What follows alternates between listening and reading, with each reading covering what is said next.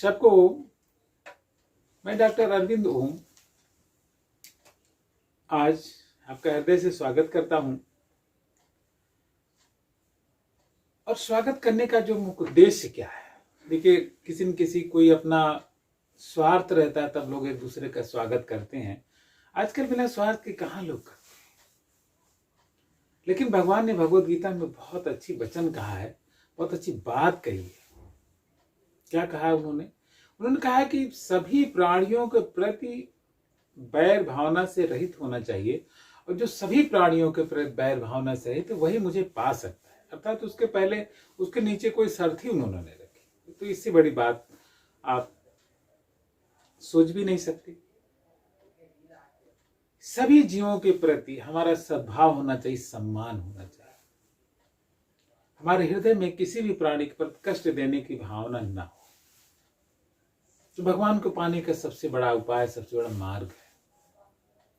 कोई आपका दुश्मन भी क्यों न हो, गलत काम करे, आप अपने कर्तव्य पथ करने के लिए, कर्तव्य पूरा करने के लिए अवश्य उसके खिलाफ कुछ करें कि उसे सुधर जाए, लेकिन उससे ज्यादा भावना नहीं होनी चाहिए। हर प्राणी के प्रति सम्मान रखना ये हमारा परम धार्मिक कर्तव्य है और नैतिक कर्तव्य है। और संवैधानिक कर्तव्य तो उतना नहीं है, लेकिन एक हमारा जो धार्मिक और सामाजिक नैतिक ये सारे दायित्व कहते हैं कि सभी प्राणियों पर सद्भावना और सम्मान होना ही चाहिए। मानवता का तकाजा, जिसको मानवता कहते हैं, मानवता ही यही है कि हम सभी जीवों का सम्मान करें। जितने भी संत हैं, चाहे वो कबीरदास जी हों, सूरदास हो, मीराबाई हो, तुलसीदास हो, सबने कहा है और सभी मानते हैं कि ईश्वर अंश जीव अविनाशी, चेतन अमल सहज सुख राशि। हमारे भीतर सहजता से सुख का स्थान है, तो हम क्यों दुख में रहे। अच्छा, दूसरी चीज है कि दूसरे लोगों के जो कर्म है, उनका कर्म कुकर्म सब उन पर प्रभाव डालता है। अर्थात जो भी जीव कर्म कर रहा है वह कर्म का फल भोग वह करेगा, तो हम क्यों उसमें परेशान रहे। तो हम अपनी तरफ से सम्मान किसी का क्यों कम करें। आज के पहले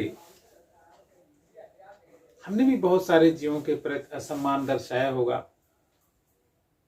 आज से आप भी और हम लोग उन सारे जीवों के प्रति जिसमें असम्मान दर्शाए हैं, उनके प्रति हृदय से क्षमा प्रार्थी रहें कि कोई भी कष्ट हुआ हो, वह जीव, वह प्राणी किसी भी जन्म में अगर कोई ऐसा हो तो क्षमा करें। और आप भी ऐसा मांग लेंगे जब हृदय से हम, तो कहते हैं हृदय की जो बात होती है वह परमात्मा भी सुनता है। कुरान में भी खून बहा देने का प्रावधान, अगर गलती से किसी विपरीत धर्म वाले का भी आपने खून बहाया है तो उसे आपको उसकी एवज में उतना दंड का भाग्य आपको होना पड़ेगा। बहुत सारी जगहों पर दया की भावना बहुत जबरदस्त दिखाई गई कुरान ने।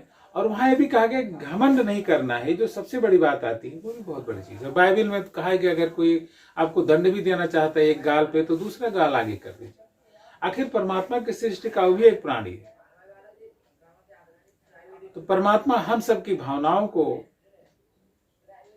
अवश्य ध्यान में रखता है और अंतिम निर्णय करने वाला वही है, परमात्मा ही है। और कहते हैं ना कि ईश्वर सर्वभूतानां हृदय अर्जुन तिष्ठेत, भगवान तो सभी प्राणियों के भीतर स्थित और सभी प्राणियों के भीतर स्थित होकर के हमारे भावनाओं को देख रहा है।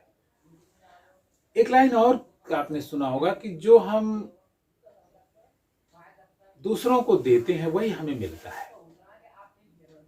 एक बच्चा था, एक बार वो पर्वत के किनारे गया और उसने कहा, जोर से चिल्लाया कि आई लव यू। पर्वत से भी रिप्लेस होके आवाज आई लव। और दोबारा जब चिल्ला आई हेट यू, तो पर्वत से दोबारा उसी प्रतिध्वनि में आवाज आई हेट यू। तो ये जो घृणा और प्रेम की बातें हैं जो हमारे हृदय से निकलती हैं, वो उसका प्रभाव दूर तक जाता है और हमारे पास फिर लौट के आती हैं। तो फिर घृणा की बात क्यों की जाए, जब प्रेम ही हमें लेना है, प्रेम ही वापस पाना है, प्रेम हम चाहते हैं, तो क्यों ना प्रेम दे भाई, सद्भावना दे, अच्छाई दे, और वही हृदय में होना चाहिए। अवश्य सारी चीजें अच्छाई को अग्रसारित होंगी।